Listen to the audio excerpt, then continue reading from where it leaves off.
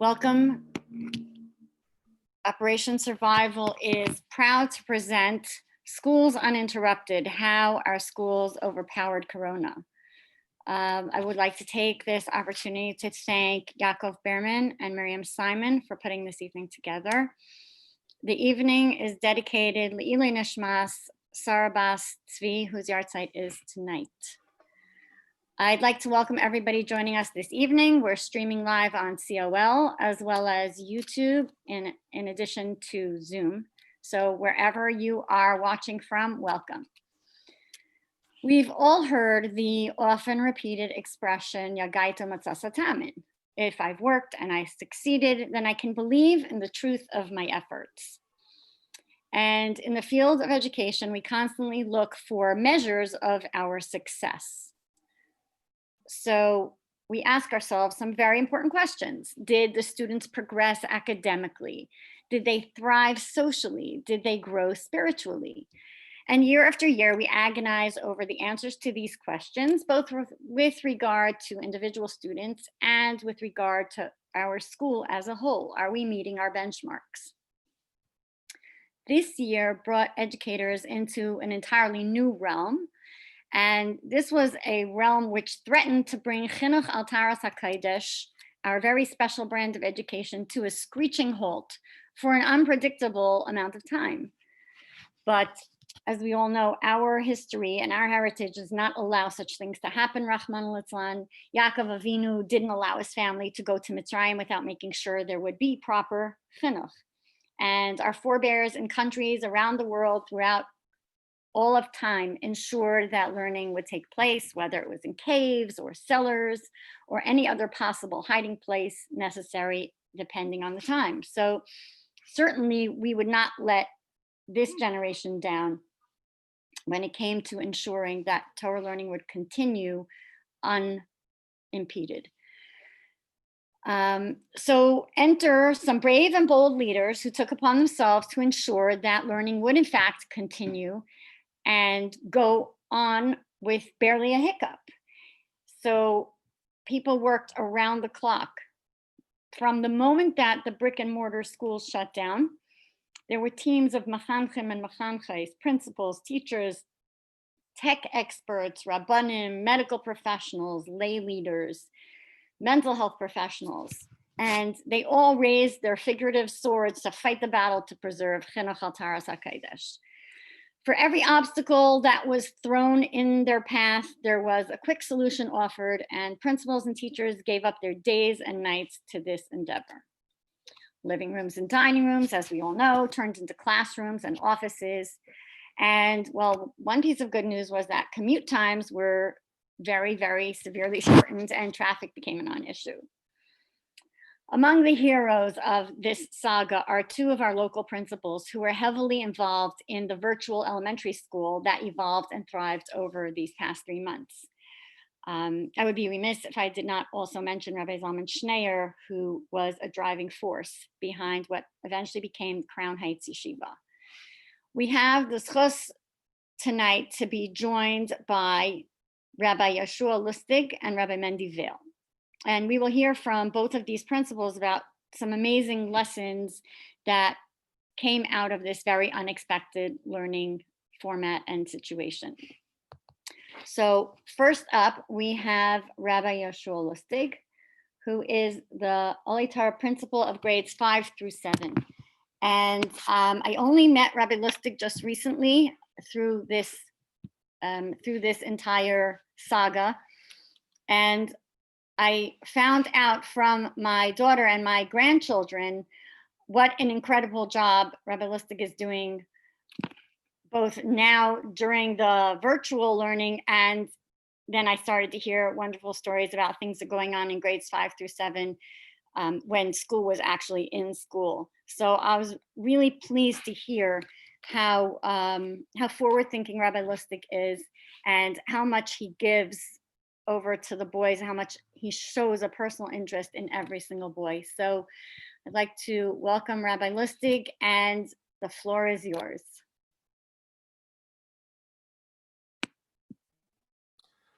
Thank you very much, Mrs. Gorkin, for your warm introduction. And thank you very much, Operation Survival, for everything that you have been doing until now for our community. We see the videos and we see the leaflets coming out of the shuls, all very, very important work. And thank you very much for inviting me to join one of your webinars tonight. I was asked to share our experience with the Crown Heights Yeshiva, with virtual learning specifically, perhaps some perspectives, questions for the future, ideas, lessons learned. One of the things that came up when I was asked to speak is that this would be a moment to also thank all those that were part of this amazing initiative. So just for that alone is the reason why I felt the importance to accept this offer to speak, this opportunity. And as Mrs. Gorkin explained in the introduction, I'm just one member of this amazing team, amazing team of Crown Heights Menachem and Mechanchos and tech people and educators and well beyond, who really made these last few months as amazing and the best that they could possibly be. So first of all, I'd like to begin by sharing with the Crown Heights community, for those who are listening, I really feel, and it's important to highlight this, that as a community, we were extremely fortunate, not fortunate with the amount of people that we lost or the amount of people that were sick. That's very unfortunate, of course, but extremely fortunate in many other ways that our community kept together and moved forward during this time. A community consists of many institutions. So in a Yiddish community, you have the Rabbanim, you have the Bezdin, you have the shuls. These are major parts of our community. The mikvahs. In a community, you have the yeshivas, and you have the schools, and then you have the medical part of the community. You have the doctor's offices. And our community, looking back at this time of COVID-19, our community was really so lucky from all those areas, the shuls, the rabbanim, the doctors, and the schools.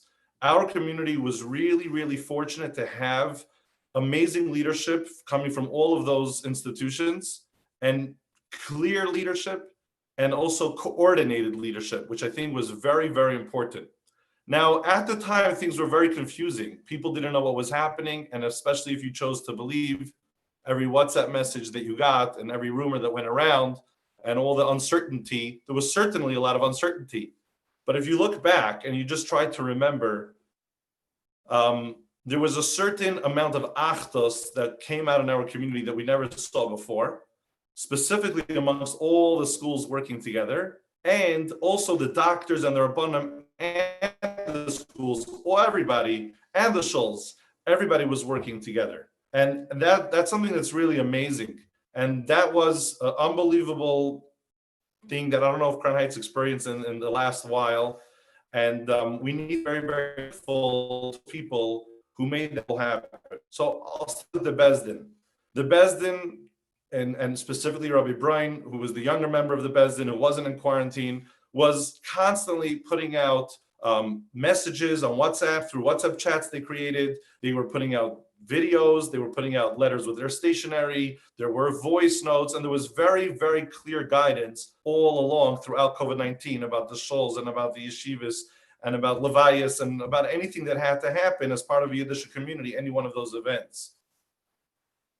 Needless to say, Dr. Rosen, along with all the doctors in Crown Heights and with Gedalia Society, did a tremendous job holding our hand and guiding us the entire way. I read every single one of those Gedalia Society updates. I think the last one was like number 35 or something like that. And it was unbelievable. And they were so clear, and they gave their guidance, and they gave their direction, and they gave their reasoning behind it. And you may ask this. And if they put up a restriction for somebody, they also give up a solution, like seniors should not go shopping, but don't worry, we have somebody else who will do the shopping for you. And just the clear guidance, it's such a bracha. In a time of uncertainty, people cling to any clear direction, to any certainty that there can be. And what the Gedalia Society did, and Dr. Rosen, and all the Crown Heights medical professionals, and Haftzala, of course, all the updates that we got, looking back, we were really fortunate to have somebody guiding us like that and holding our hands. And the schools as well, Baruch Hashem, did an amazing job at doing that as well. So just to recount a little bit how that happened with the schools.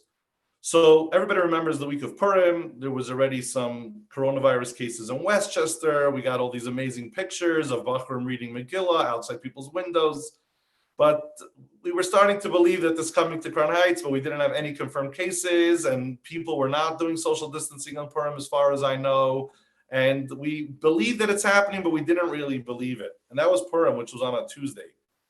On Wednesday night, Torah Messiah hosted an event with some leading doctors, some infectious disease specialists, and one of the Sephardi community, Rabbanim, Syrian community in Flatbush, and they hosted it in their yeshiva over there. And many schools attended, including many Crown Heights schools attended. I went in the same car with Rabbi Vail and Rabbi Yossi Langzam, and many other principals from Crown Heights were there or called in or on Zoom. And I remember that the Zoom conference and the conference call was so packed that night because everybody was trying to understand what's happening that people messaged me, "Are you there? Are you there? Could you maybe give me an update?" And I ended up having like a WhatsApp group where I just like live tweeted the event and I just put out, just one sentence at a time of what they were speaking. It was some 85 messages. And when I read those messages now and I look back, it's pretty incredible how well those doctors knew what they were talking about back then, when it was still very unbelievable. They were making predictions that the schools in New York City are closing within a week. And we didn't think it's going to happen that fast. And, boy, were they right. And they were explaining the whole idea of social distancing and non-pharmaceutical interventions. And it was really, really great. I'm so glad that I went to it. And so after that meeting is, I think, when reality for myself and Rabbi Vail and other Menachem and principals from Crown Heights started settling in, and we realized that this is not a matter of if, but a matter of when. And even though at the time, our mayor and governor were saying schools are going to be open and schools are so important and where will the hungry children eat, we knew that this is a matter of time that the schools are going to close, although we didn't really want to believe it, but we felt it.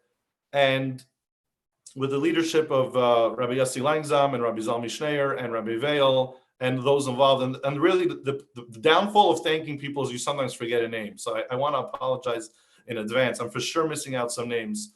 But that next night, Thursday night, for the first time, I'm in Oholei Torah for 10 years. For the first time in my career, that next night, we had a meeting hosted in the lobby of CH Yeshiva with what I believe was every single school in Crown Heights. And we have many boys' schools, over a handful of boys' schools, over a handful of girls' schools. And we had, every single school had a representative over there at that meeting. And Dr. Rosen provided some guidance for that meeting. We had Rabbi Simpson from CH Yeshiva who spoke, what he heard from Dr. Rosen, and someone was in touch with Rabbi Brian already. And we had a meeting that night, and two things really happened at that meeting. One, which was so important, which there was a press release about it right away, and everybody found out that night, was that all the Crown Heights schools committed to work together.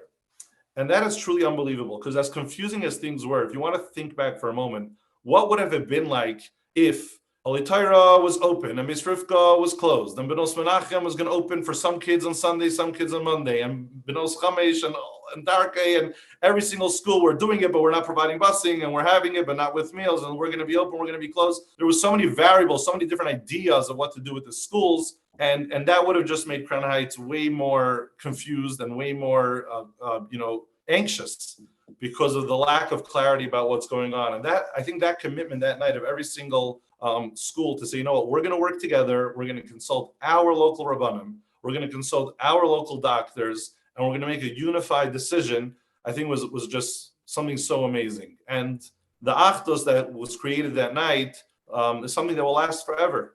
There are principals that I met that night, like Mrs. Gorkin said, we met recently for the first time, and other principals and other people in Chinuch of any position, teachers, tech people, administrators that I met that night or throughout the next few days that I never really got to know before, despite the fact that we're just a couple of blocks away in the same position. And that bond and that friendship and that collaboration is something that is certainly going to last forever in Mirza Hashem. So that was something really amazing that happened already Thursday night. This is the day after Shushan Purim. All schools committed to work together.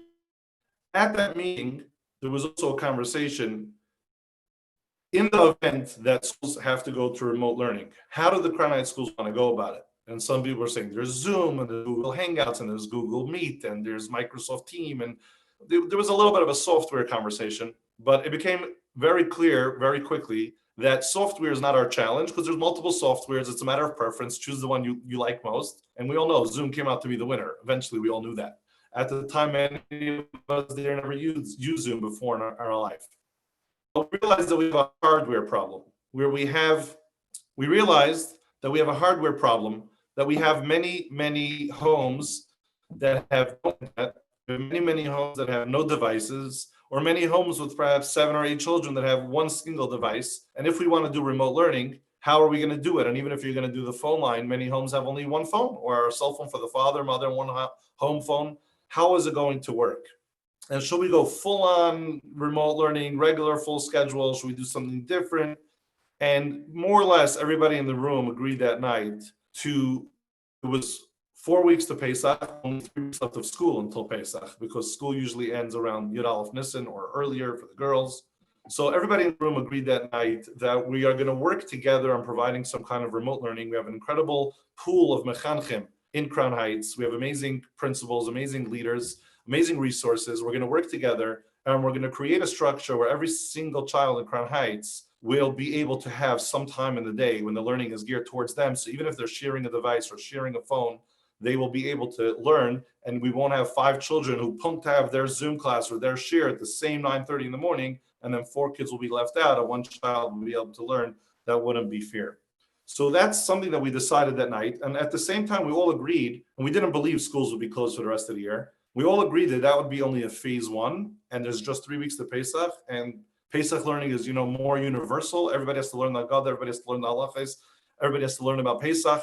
It doesn't matter as much as when it comes to other subjects if you're in 5th grade or 6th grade. So everybody agreed that this will be the approach.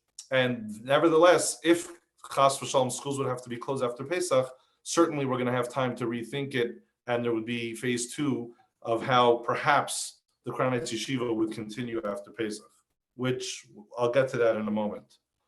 That night, right after the meeting, there was a few of us that went to a side room, mainly Rabbi Yossi Langzam, Rabbi Zalmi Schneer, and a couple of other individuals. I can't list everybody. And 2 people who work in Lubavitch Yeshiva Crown Street, Yossi Talshevsky and Moshe Goldstein, who had incredible vision about how to make this Crown Heights Yeshiva a reality, and got to work. The domain name and booking the website and platforms and filters and just everything. They really started thinking about it right away. And then we all went to sleep that night. We didn't realize how quickly all of this was going to have to come to use. That night, when all the schools committed to work together, we created a WhatsApp chat. And to erase any confusion, we made up that only 1 member from each school could represent their school on that WhatsApp chat, and it was called School Representatives.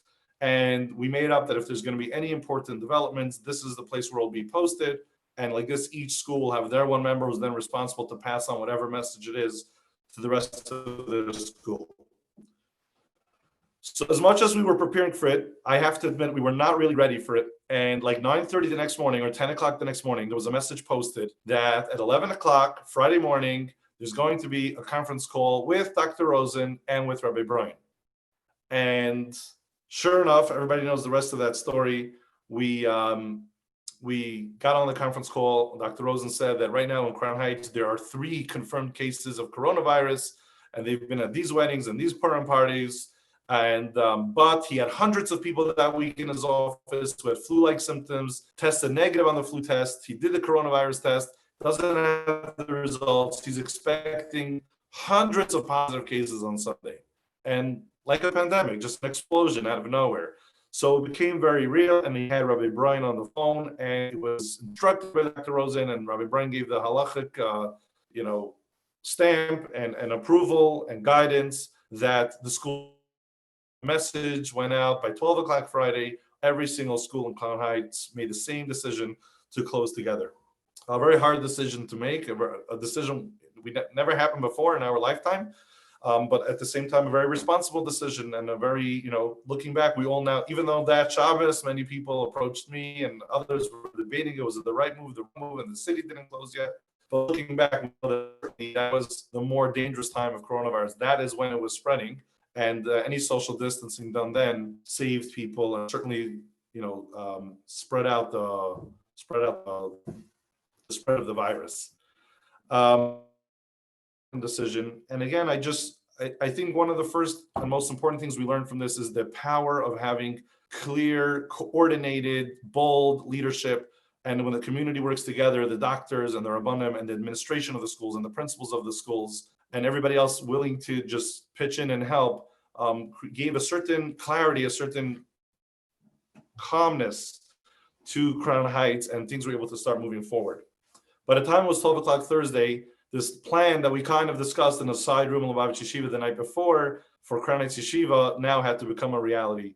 And that Friday, there was a group of us who worked until 5, 6 o'clock, and then Matzah Shabbos, and Crown Heights Yeshiva was born. That's it, on a Friday afternoon on Matzah Shabbos. I remember one of the recent presidential elections, I forgot which one, there was this thing like, is he or she going to be ready to answer that 3 a.m. call? There was like this thing known as the 3 a.m. call in the White House. There's this red phone, and the phone could ring at 3 a.m. You're going to have to make this really, really big decision. And, it was a campaign thing to use against each other. Who's ready for the 3 a.m. call? What I could share is that I literally made 3 a.m. calls on that Motzei Shabbos. And I reached out to principals from the boys' schools and from the girls' schools, some who I had a relationship with, some who was my first time ever messaging them or calling them. And I made the 3 a.m. call to incredible people. And guess what? The 3 a.m. calls were answered and people committed. And by the next morning, we had a full-fledged Crown Heights Yeshiva. Now, the idea of the Crown Heights Yeshiva was there was going to be 6 divisions, 3 for the boys, 3 for the girls, and they would have different times in the day. So there would be pre-1A and first grade boys and girls separately, and they would get like 2 hours in the morning. And then there would be the middle grades from grades like 3 through 4, grades 2 through 4, boys and girls, and they would share the same time. Usually a family doesn't have a boy and a girl the same age.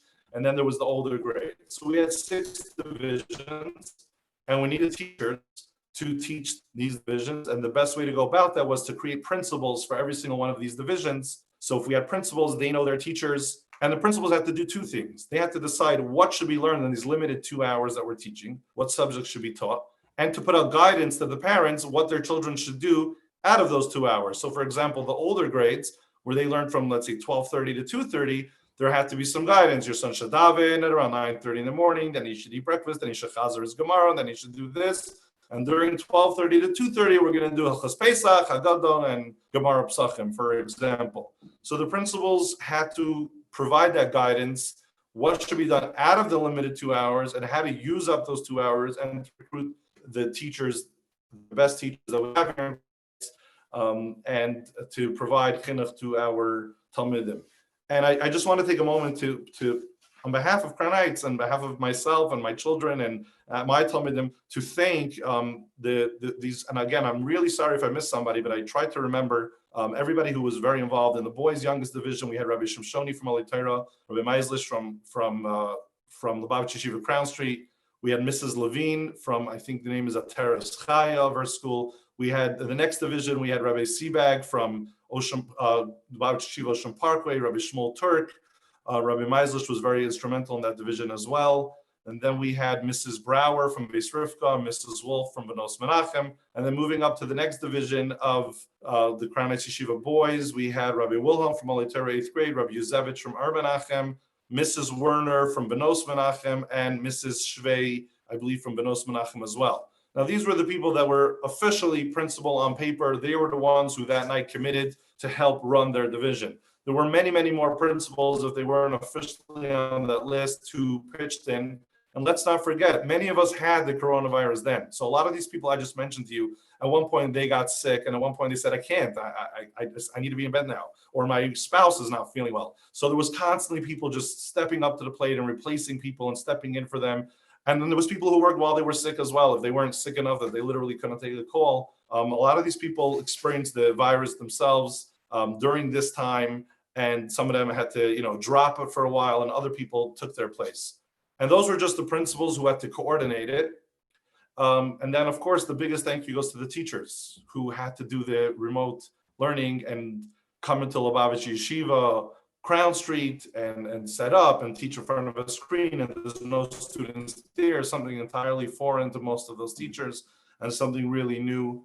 And the teachers did an amazing job. I remember I have a son in second grade who would participate in the Crown Yeshiva, and I have a daughter in the fourth grade who would participate in the Crown Yeshiva, and they were certainly engaged, despite the fact that it wasn't their own teacher, and despite the fact that it wasn't Zoom, and there was a lot less engagement that would eventually come our way, Baruch Hashem, but it was amazing. At the time, it was something that opened up over a weekend, literally over Friday afternoon on a Matzah Shabbos, and was up and running. I also want to thank the administration, if you may say, like in a school, the Crown Yeshiva. The only thing that's different about the Crown Yeshiva, there was no payroll and there was no financial office.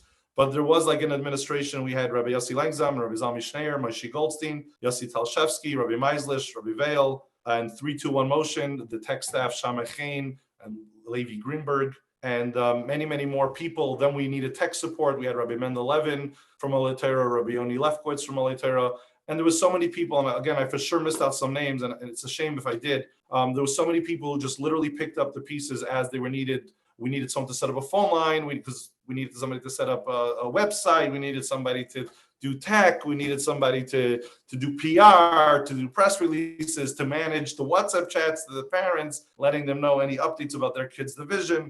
And everything just happened so fast and so quickly. And that achdos that we gained in those few days is something that stayed with us for the next few weeks, and something that will last with us forever. I think that one of the big hashgacha pratis that we had is that the way this played out, we got the virus right after Purim, and we had just told Pesach. So we were able to do like a phase one. We're like, okay, for right now, nobody has devices, or not everybody has devices. Let's do the best we can. Crown Yeshiva provide 2 hours a day.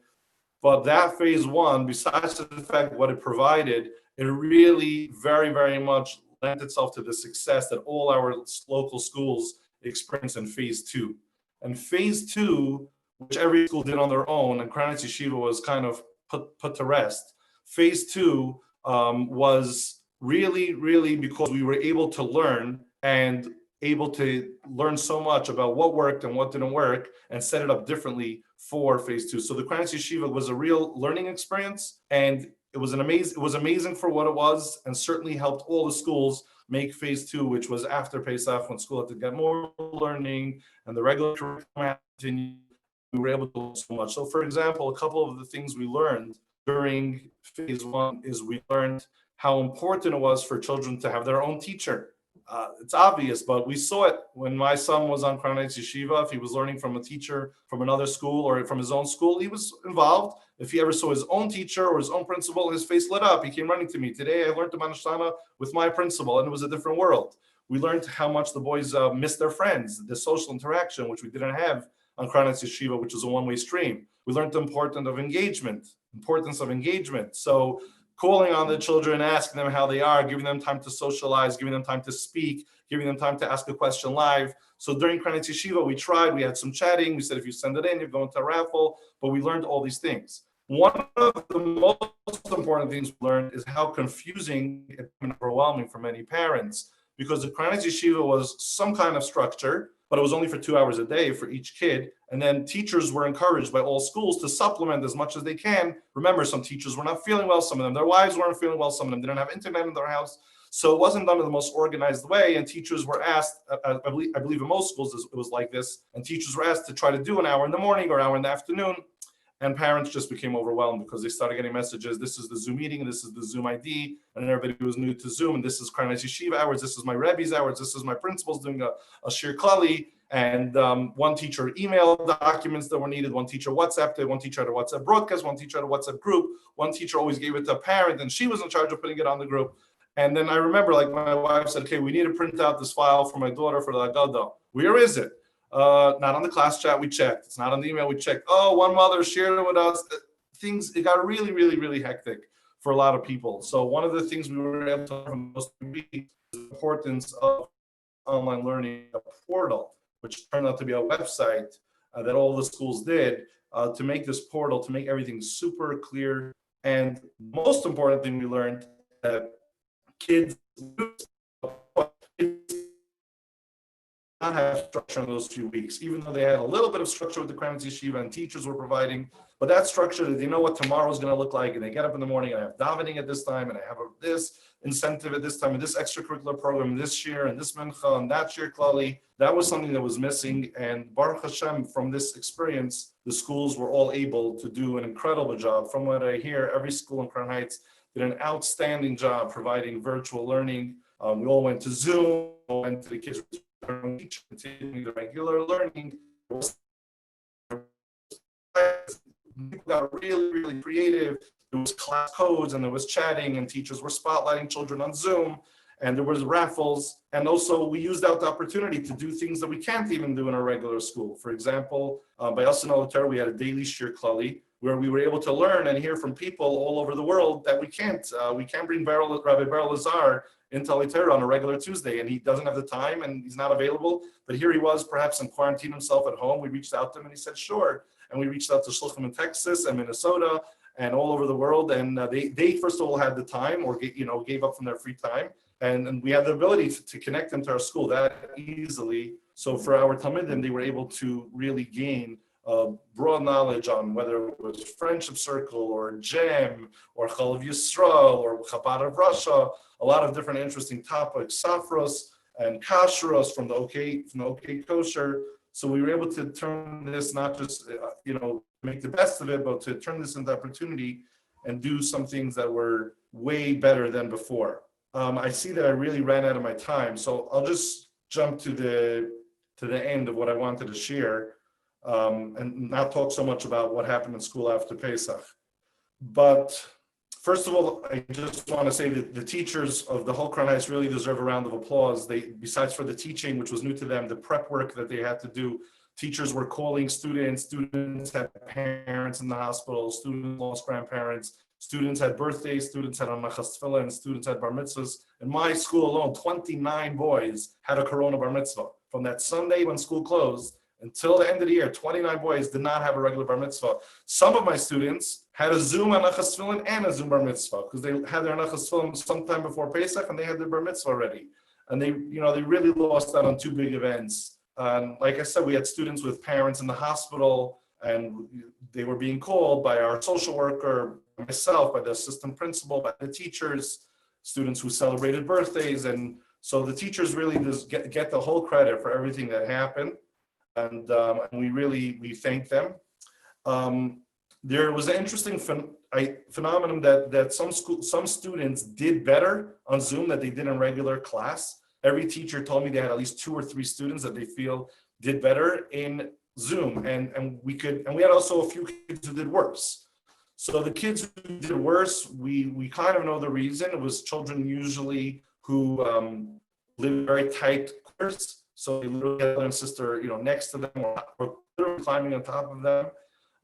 It's hard for them to focus. So they had a physical challenge. We also had some students who maybe diagnosed with ADHD, which usually, for children, besides for perhaps any medication they need, it's very important to just let it out. And it's every 2 hours, and they were not able to. They were confined to their homes. And parents were not letting them out. They were taking social distancing and quarantining very seriously.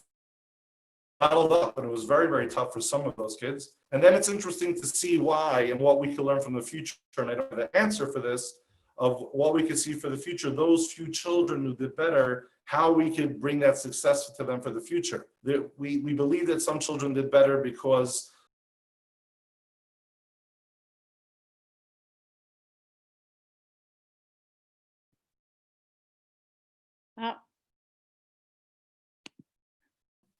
so this was part of what every family experienced. I'm we lost you upstate. for a minute there. Okay. What was the last thing I said? Last thing you said was that we were talking about children who did worse, Right. and why. So then I was saying that, thank you. So then I was saying there's some children who did better as well. And the real big question is, and maybe Rabbi Vail could talk more about this, and I don't have the answer to this, is what lessons we learned from those children who did better on Zoom and how we could bring that success to them. Now, the theories are that they had less social pressure.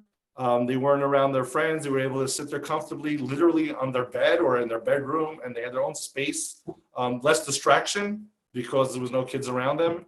And they were able to do things that are perhaps very distracting in a traditional classroom, but it was totally okay. They were muted. They were actually concentrating, and perhaps under the table they were drumming.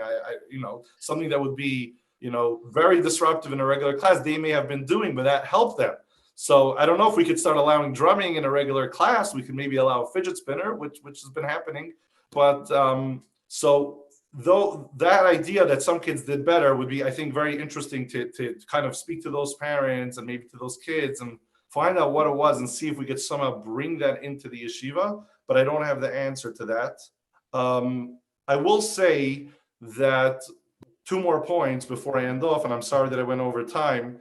I will say that, today, the Tanya that we're learning now, we just started a Gersa Tshuva. So we learned that there's many factors to Tshuva. There's if you did an Avera Mitzvah Saseh and a Mitzvah Slice Saseh, and there's fasting, and there's Charat al-Avar, and Kabbalah al-Haba, and Vidui, and there's Yom Kippur, and a Karban, and there's many aspects to Tshuva. But in today's Tanya, I want to quote it. The Alter Rebbe says there's one core main aspect to Tshuva, and that is as follows: Dahainu sheyigmar belibay belev shalem lebal yoshev oid lekisla limred b'malchusi yisbarich. There has to be a certain resolve, a certain commitment that you never plan on chas v'shalom rebelling. You never plan on going against Hashem's word again. That's the core aspect of tshuva. If now you need to do something about it, and you need to make a hachlata, and you need to bring a karba, you need to do vidui, you need to fast, you need to wait for Yom Kippur, those are details. But the core aspect of tshuva is that strong resolve. Yigmar belibay belev shalem lebal yoshev oid, never to go back to it. So I think part of the reason why Crown Heights was so matzliach with the virtual learning is because of that shlichus that every single one of our mechanchim feel, and they feel dedicated to the chinuch of the talmidim. And therefore, as today's title was, there was absolutely, incredibly uninterrupted chinuch. For one reason, because they all had that resolve that we're going to make this work no matter what. Somebody shared with me an article from a secular newspaper, basically writing, as a matter of fact, that public schools across the nation failed in virtual learning. And even within private schools who did much better, the Jewish schools did even much better. And a lot of the reason, and this reporter obviously has theories of why that is. Kids from private school are more well off. Kids from private school all had their own room. Kids from private school had a good working iPad. They had better internet connection, all kinds of reasons. But when I read that article, many of the reasons that they put forth why a private school would do better than a public school did not apply in our community. We had kids who live, many kids in the same apartment, and we had kids who did not have devices, and we had kids that did not have good internet connection. And many of the things that they explained did not necessarily apply to our community. And nevertheless, I think Crown Heights, every school, every child was given unbelievable virtual chinuch. And this is something the article didn't mention, so I want to say it. I think that's what it is. It's like what it says in today's Tanya. There was a yigmar belibay belev shalem. Menachem made that achlata. They had that strong resolve that no matter what, there will be uninterrupted chinuch. And we had teachers who never used computers, who never used Zoom, who never had a smartphone, who figured it out overnight as well. And after Pesach, they were doing full day Zoom, muting, unmuting, co-hosting, polling, chatting, raffles, and all these amazing things, something that was totally foreign to them. And I think that's the real reason for our success, that sense of shlichus and that commitment that the mechanchim in our community had to our talmidim. And another lesson that I think we learned from this whole thing that I think will remain with us forever is how quickly people adapt. And we all thought, no, it's impossible. We're never going to be able to bring school on Zoom. And what was literally 8 nights of nightmare for me during Pesach, a week after Pesach, turned into a beautiful dream. And I was personally so let down and so nervous. I didn't want to believe that after Pesach we're really not opening. I'm like, okay, we had CH Yeshiva, we figured it out, but we got to get back to school. And when that reality set in that we got to set up a real online school, I was let down, and it was a nightmare. And for many teachers it was. And but I think all the mechanchim adapted so quickly, and the parents and the students. And that lesson will stay with everybody forever. That if you're faced with a challenge, you just need to come up with some solutions, and it happens pretty quickly. It's pretty amazing. So thank you very much for having me. I'm sorry for going over time. There's some parts I didn't cover, but that's my take. Thank you. Thank you very much, Rabbi Lustig. The just the way that you painted the entire picture of how this evolved and what it did for our community is it's something for all of us to cherish going forward. We now have the privilege of having Rabbi Mendy Vail join us for some other aspects of this entire, I keep calling it a saga, and I feel like that's really what it is. It's a piece of history that we're going to be telling children and grandchildren, and our children are going to be telling their grandchildren about, you know, when I was 5 years old, I went to school on my computer, and their children or grandchildren are going to say, big deal. We all do that now. But no, you don't understand. We used to go to a building. So that's what I think of, you know, it's a piece of history that we all lived through in a very, very interesting and victorious way. So we're now going to hear from Rabbi Mendy Vail, who is the principal at Darchei Menachem. He started as an assistant teacher almost 10 years ago and slowly moved his way up the ranks, showing a lot of talent and really showing his ability to tune into the needs of every individual child. So Rabbi Vail, welcome. Thank you. First of all, whose idea was it that I was going to follow Rabbi Lustig? I mean, the challenge. Wow. No, but really, it's a pleasure to be here, and I think Operation Survival and everyone involved in arranging this. So it's interesting. You know, Rabbi Lustig went through the kind of the. Hold on, I'm just going to adjust the lighting here because I think that might be better. I'm not sure.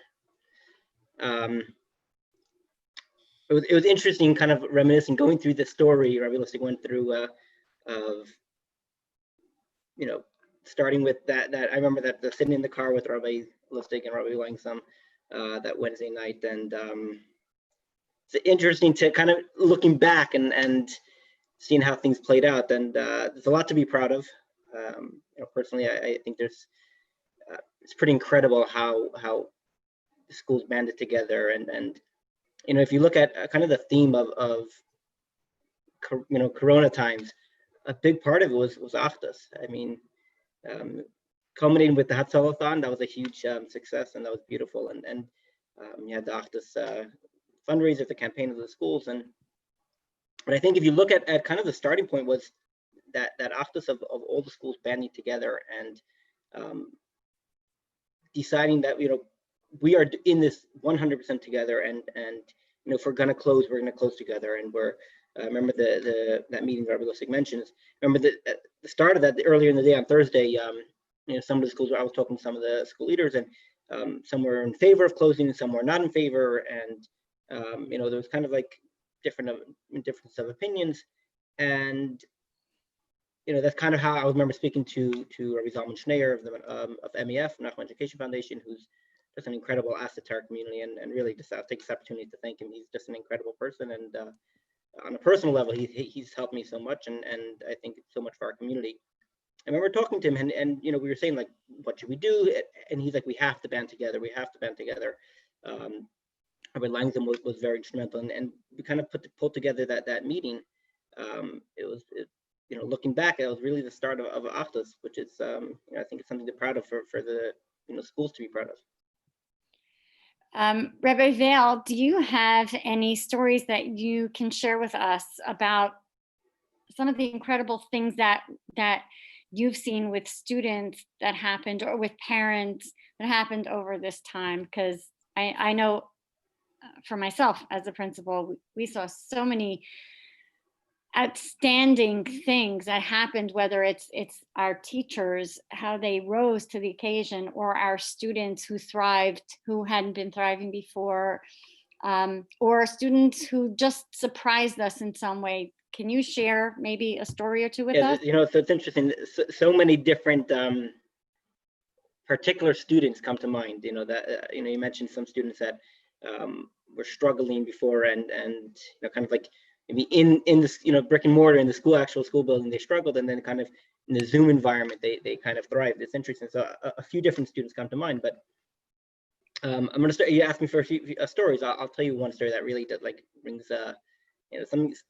I take pride in the teacher that he found this. And so there was a student who has been on our waiting list for quite some time, trying to get into Darchei.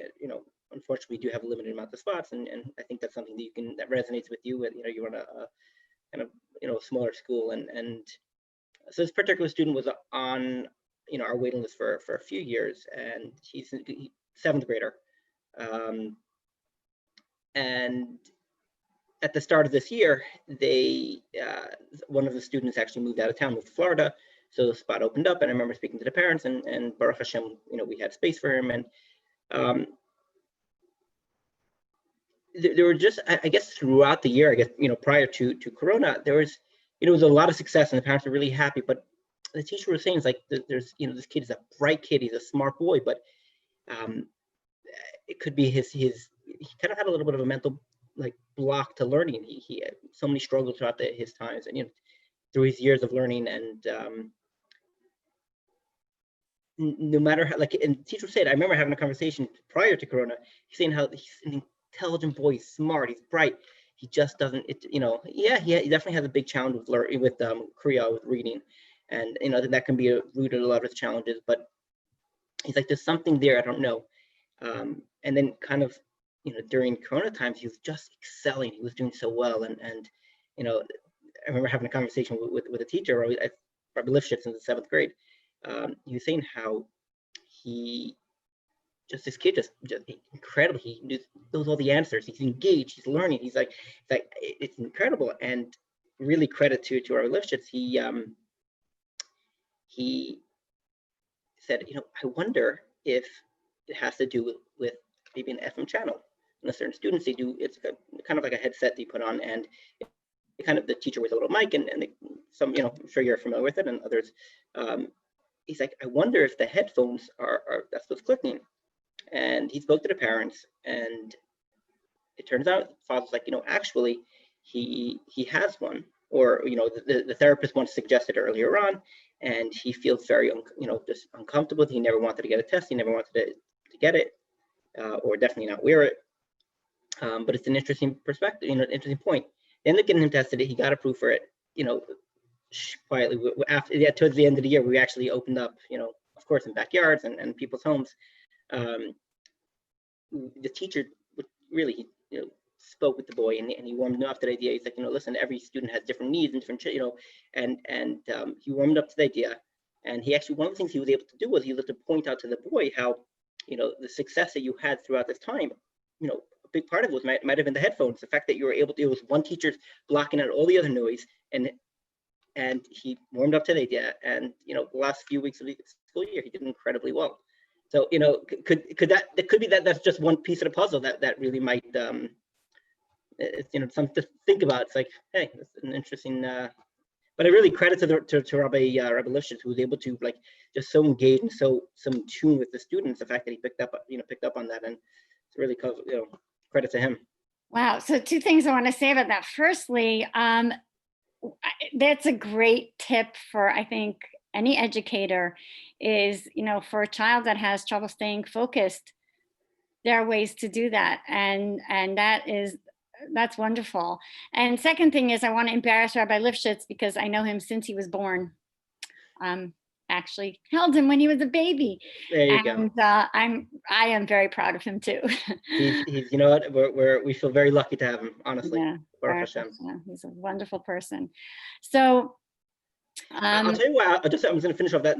Yeah. The reason why I love that story is just it really, in all things, and again, another theme of Corona is I guess being flexible, and you saw so much flexibility in our students and the parents, and obviously the teachers, the way they were able to just flip overnight from it's interesting to think that a lot of people are calling it online school. It really was. It's not an online school. We're not built for online school. Online schools have designated, the students have designated technology, and the teachers have designated technology and curriculum that's meant for online school.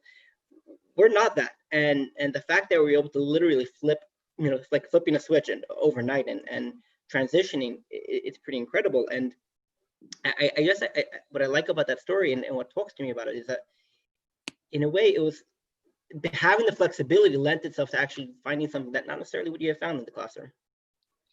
Right. It could be that child would have been in the wonderful Rebbe's class the entire year, and the Rebbe would never have thought of that. So Yeah.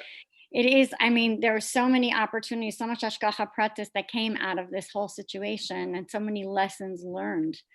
I'm wondering, you know, we talked about, and Rabbi Lustig mentioned, you know, that you know, teachers had to learn a new way of doing things, and that's something that every principal suddenly had to find ways to retrain our staff.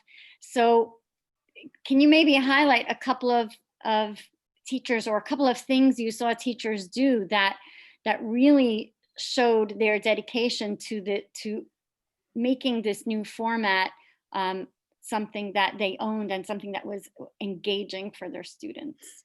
So I love that question because I'm so in awe of my teachers, but really, like I would say teachers like in the community. It's so impressive to see what all the schools did, and obviously I'm able to see my teachers up close, and if I it would take me a few hours to highlight. There's so many different aspects, different things that the teachers did. A few that come to mind. So one of the teachers, Rabbi Chazan, in the 8th grade, it's something that I just like. At the end of each class, he would, and the teachers are gonna be so angry at me that I'm calling them out, by name, but so be it. He would spend a half hour after each class, and he was saying it's so easy for the teachers to just log on, do their class, and just log off, and he felt it was so important to have that actual real connection as opposed to just the academics. And he would spend literally at the end of each day, he would spend a half hour.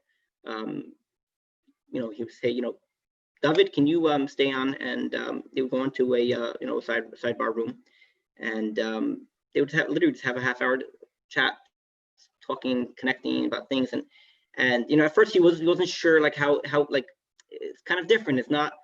And one of the parents actually reached out to him and was like, by the way, I want you to know, it's like, it's really what you did for I'm using this, name Maishi, but or David or whatever, but how much it actually affected him, and how much it just gave him so much life and connection to the teacher. Trying to think of another. I'll tell you one thing that I think a lot of the schools did it. I know your school did it, and Baruch Hashem, I'm really proud of Darchei for the teachers did this. They had something called a snack and chat, and the older teachers actually did it literally once a week. Younger teachers did a little bit, less frequently. They would literally go to the students' homes, they would let the parents know, but the students wouldn't know, kind of surprise them with a little Danish, a little drink and something, and literally just spend time. Just like talking and having that connection, that personal connection. It's interesting. So much of I remember reading an article saying how maybe this should be the new way of schooling, like Zooming. This should be the new generation of learning. And I think if it was just about academics and skills, perhaps that could be done. But we know that's not chinuch. Chinuch is really connection, and having that showing the Talmidim that you care. There's a famous saying, I'm sure many people have heard it. The students don't care what you know until they know that you care, and it's a saying that really talks to me, because I think that having that, showing the students the love and the care, and having that real connection, and showing them that Yiddishkeit is warmth and kindness, and obviously Yisrael, really. Those snack and chats were just incredible. Some of the, I'll tell you something in particular. Some of the teachers that actually would go out of town, the students that don't live in Crown Heights, let's say Flatbush, 5 towns, without failure, they would go to those students as well. Once a week, they would travel to 5 towns, travel to Flatbush. And I remember one student saying, told teacher, like, wow, I can't believe it that you would come all the way. It's like, he was blown away. He was so excited. And he's like, what do you mean? I'll go back to David. David, you come in every single day to see me during the school year. Of course I would come to see you. And it just wow, what a beautiful answer. Yeah, Baruch Hashem. It's I think Rabbi Lustig mentioned this earlier, but like one of the successes of the online learning was so much of it was, it literally overnight. We sat Friday morning, Thursday night we spoke about this idea, maybe online school, and the fact that so many people were just so in, and it was. I think our Menachem in Kranites are not just Kranites, but I think Lubavitch are. It's not a job for them. It's really not, and it's really a shlichus. It's this Ibergabenkeit that is so. This is who they are. This is their shlichus. This is what they live, and it wasn't about I remember when we were kind of moving on to the online school, and I was speaking to some of the other administrators and in Darchei. And we were saying maybe we should do a day of training, technology training for the teachers, and so we had a meeting on Sunday. On Friday. Was it Friday? I'm trying to remember. It was Sunday. Sunday we had a meeting with all the teachers, and teachers were like, no way, we don't want to. Like, we'll figure it out. We got to hit the road running. We just want to jump into the class. And you compare that to some, like you read, like, the public schools where they spent a month training, and then you had, the first month was for an hour of learning online, and then they switched up, like such a, and it's not because of training, not because, it's because of that just, this is who they are, and this is their shlichus, this is their life mission. That's, Right, and of course, it makes a huge difference when something is your shlichus or when something is your job. So we have the Rabbi to thank for making this our shlichus.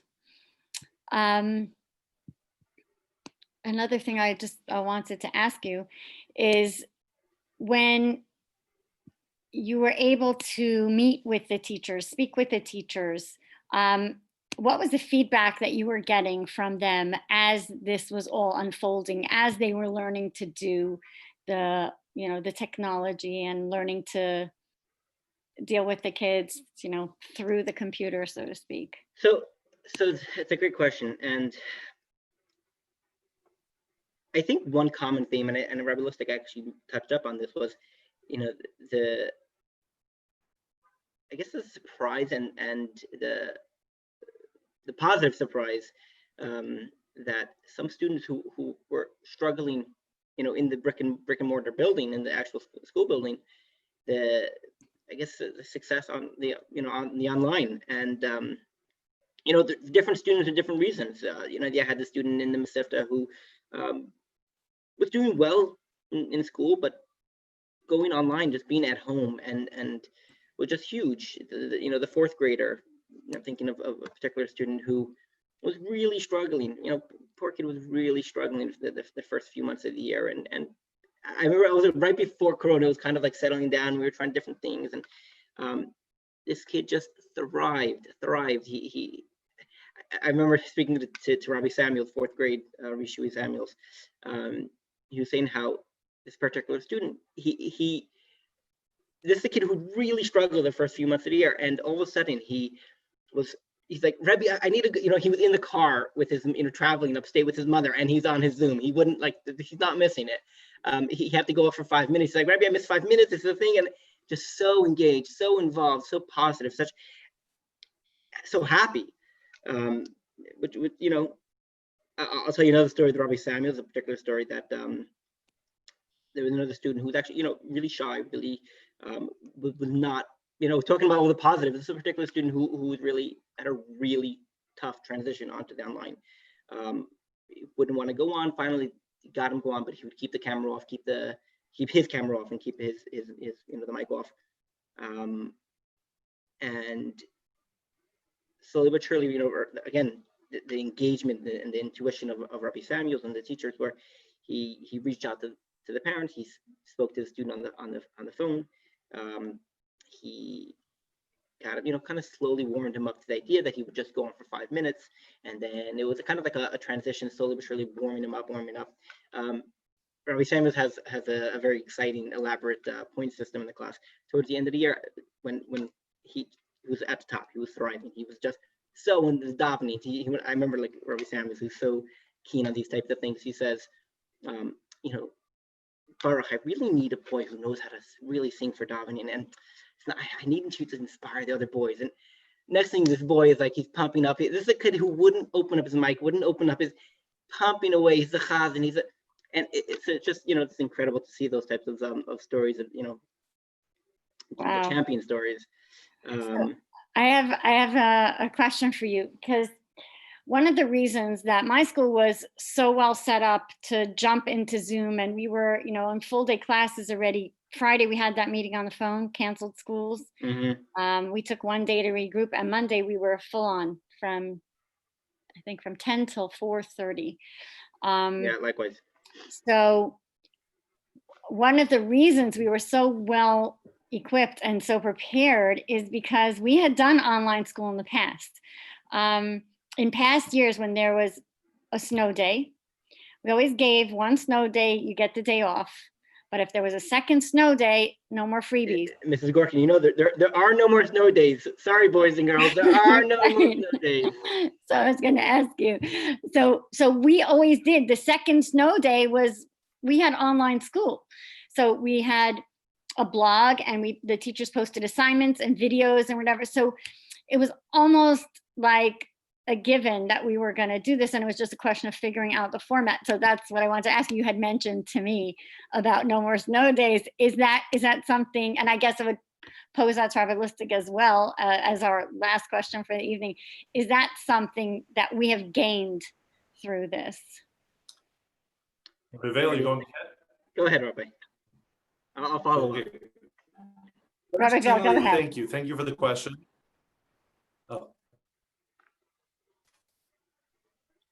Yes, Rabbi Vail? Okay, sorry. I'll go ahead. Yeah. Seems like the Rabbi Lustig is low on bandwidth. So that, you know, that's great. And, you know, it's interesting. I'm gonna kind of expand the question a little bit on you know, what did we learn from this, and you know, what can we take from this? And not just, I'm not going to limit it to just the snow days, but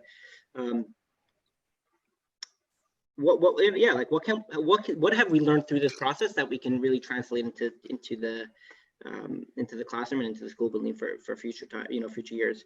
And really, there's so much that to say. Obviously, the technology, you know, I'll tell you, I'm going to say one more story. There was a particular student, one of the older grades, who really shy, really very timid. You know, it's actually his first year in Darchei as well, and really, really timid. Really had a hard time interacting, you know, getting friendly with all the boys. And Rabbi Chazan, the 8th grade Rabbi, he started. So by you know, once we moved online, he was just like that boy just opened up, and he was witty, he was sharp, and he had just like these great comments, and he just kind of just came into himself. And Rabbi Chazan attributed it to was the fact that he was doing a lot of interacting on over text. You know, on Zoom you have the chat box, and if it started off just like personal texting with the student and the teacher, and then it opened up to kind of chatting with the class, and he just became so much more friendly. It started off on text, and so literally it started on the mic, and so something that he wants to, like, I don't know if you noticed, a lot of things I'm soaking a lot from the teachers, and we had an end of year teacher meeting, and so many things was around this, like what can we take to next year. So one of the things he mentioned was to kind of open up this digital chat box, and you know, or even a notebook with students can interact with him, not in front of the class. That was one, you know, really important thing. Another thing I'll mention is that I'll tell you, I actually just had my first baby last 2 weeks ago, baby girl. Wow. Thank you. So one of the things that I started in Darchei almost 10 years ago, and I started as a bacher, and you know, newly married. And one of the things I always made a challenge for myself was always to try to put myself in. You know, I didn't have children myself. Obviously, this is my shluchus, and you know, chinuch is my passion. But I don't have children of my own, and it's always something to keep in mind. Just in the back of my head is like, yes, I'm seeing it from a mechanech point of view, but it curious to see this from from a parent perspective. And I spent time actually by my brother and sister-in-law in New Haven for 2 days, and I was so amazed by just first of all the complexity of the constant zooms and the changing and the times and the schedules, and it was pretty incredible and pretty daunting too. And so first of all, I want to thank the parents. I'm really in awe of the parents so much. They were awesome. They were rock stars. It was the unsung heroes, particularly the mommies, I would say, really just incredible. And I think that on that point, I think there's so much value in getting the parents more engaged, more involved.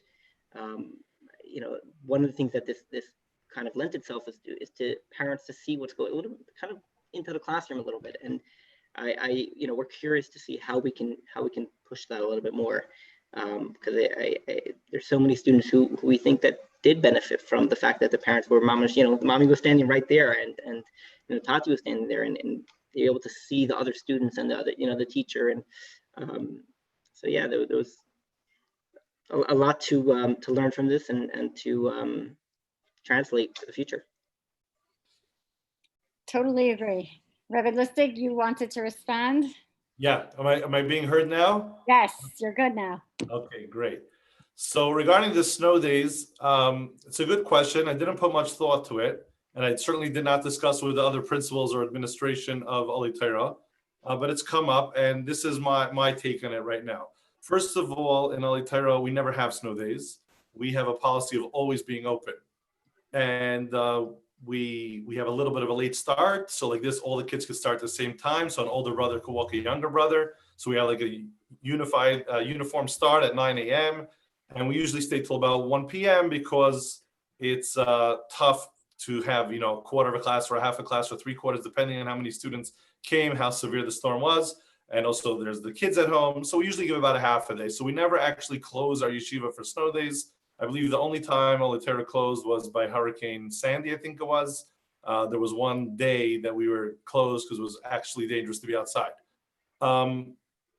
Regarding, now, hey, no snow days, let's go on Zoom. So, look, we're all Talmidim of the Rebbe, Hasidim of the Rebbe, and we're trained to take technology and to make the most of it. And although there was some debate, and there's people who are more extreme one way or the other, I believe that certainly the Meisters did the right thing by taking the yeshiva and going online and using Zoom. And I was asking parents and Talmidim to do things that I wouldn't dare do just the week before. I was asking Talmidim to visit websites, and I was asking parents to buy devices for their children, things that I would never, ever do. But I think it was the right thing to do. Like I told the parents in our opening conference call, if you were shliach in North Dakota, you wouldn't say, oh, I don't want my kid to have a device. I don't want a kid to have internet. So he's not going to learn. There's an online school. Of course, make the most of it. It's actually child abuse if you don't. So I certainly believe that we have to make the most of technology. And if you are to be a shliach in North Dakota, you have to get your child a device, and you have to get internet and do all the necessary protections, filters, put them in a place where you can walk by, etc. Talk to them about safe internet use and do everything you can. At the same time, when there's no need to, I'm certainly a fan of no devices and no internet.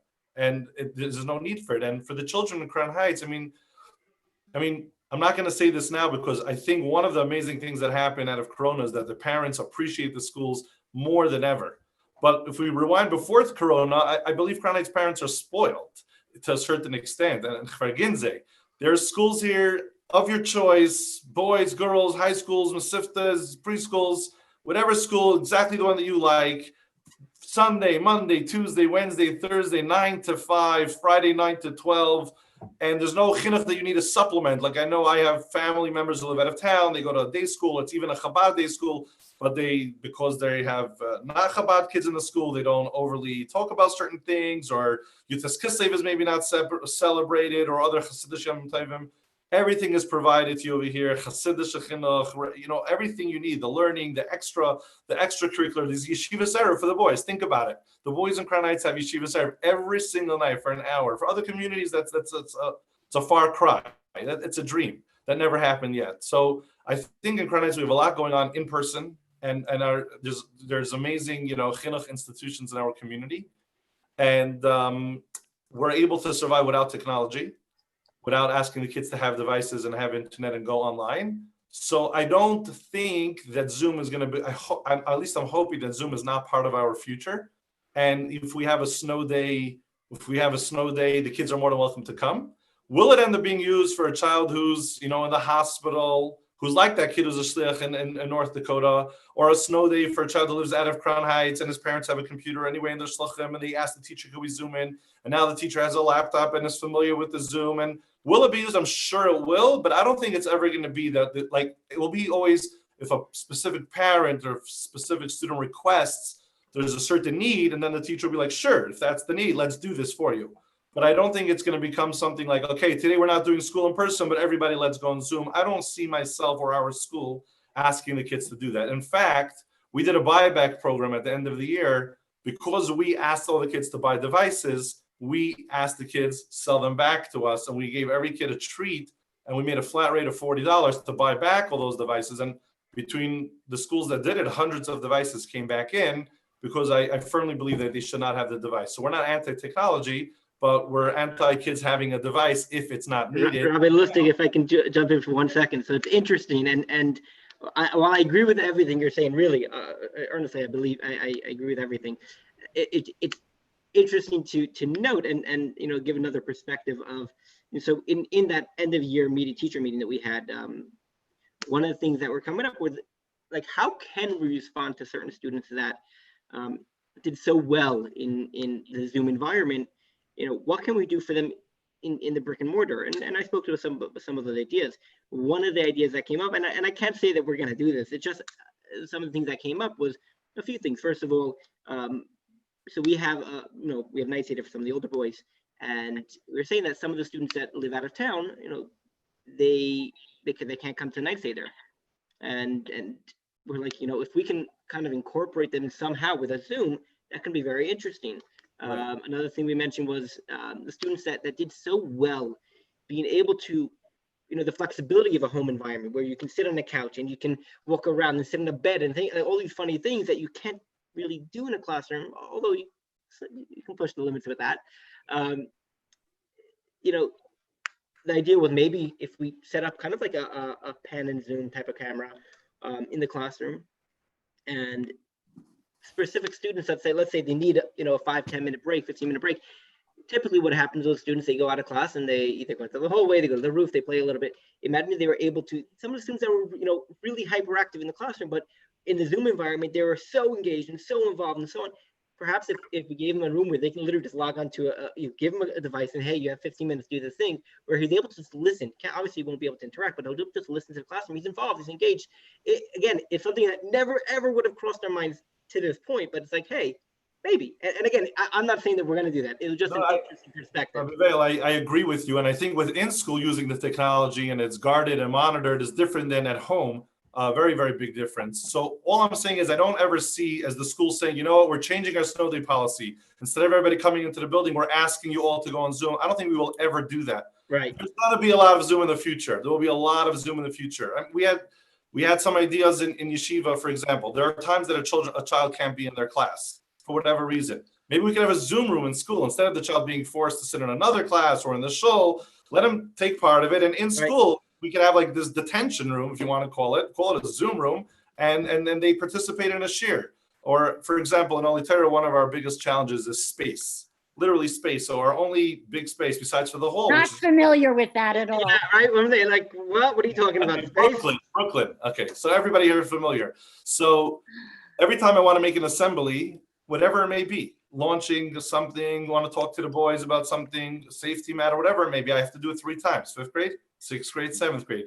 Each time they come into the shul.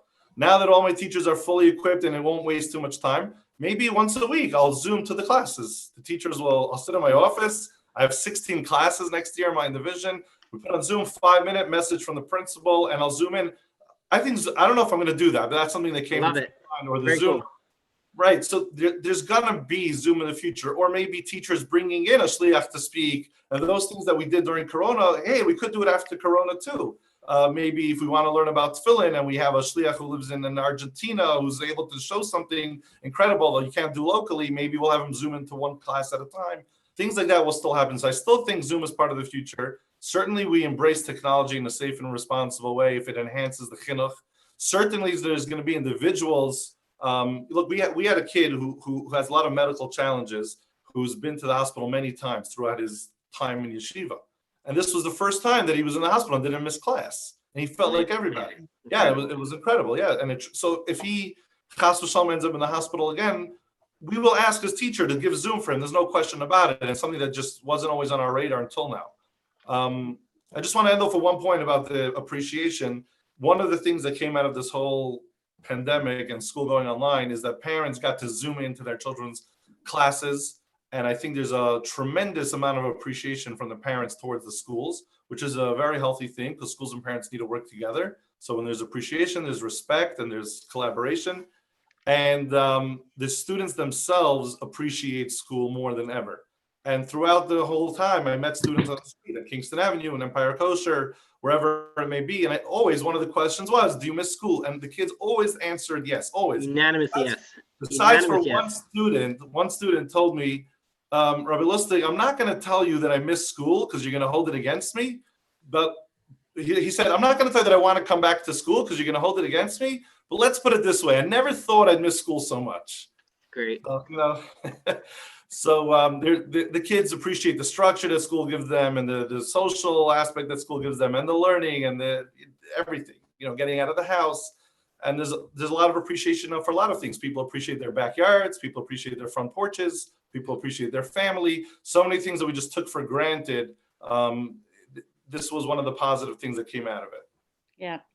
Yes. And I think that's a beautiful way to end off our evening and just to think about and recap in our minds constantly and even to write down. And as I tell my students, to write things down that you learned, that you gained from this, so that every so often you can look through that and say, right, the flowers, my porch, my window in my room, the fact that I have siblings in my house, just to be able to look at those things and someday when you're just feeling down about everything or unappreciative, to look at those things that the Eibusher has given us that we take completely for granted. We don't even look at as gifts anymore and remind ourselves that these, in fact, are gifts.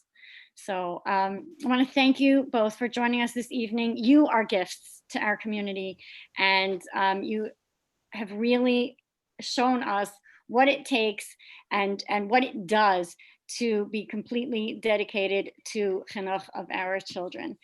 Have a wonderful evening, everybody. Thank you for joining us, and may we see much success and many fruits of labors of chinuch in our communities. Thank you very much. Thank you for having us. Thank you.